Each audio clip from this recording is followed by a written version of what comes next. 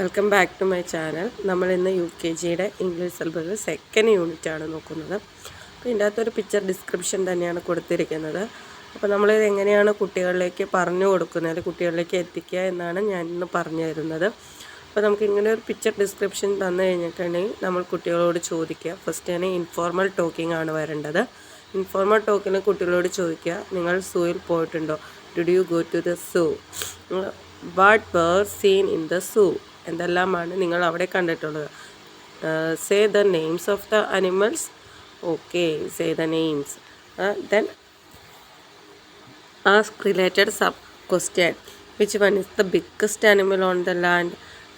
The king of the forest, black stripe on the body. Which animal has black stripe on the body? This like asking more questions related with this topic.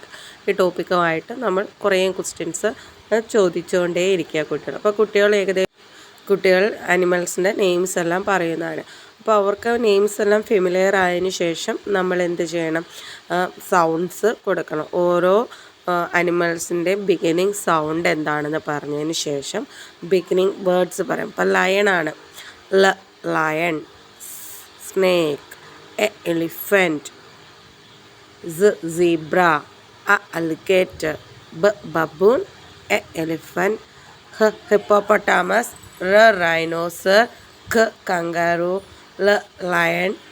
Panda, snake. ഇതിൽ ഈ ഒരു ഫോർമാറ്റിലായിരിക്കണം നമ്മൾ കുട്ടികൾക്ക് പറഞ്ഞു കൊടുക്കേണ്ടത്. Okay, thank U.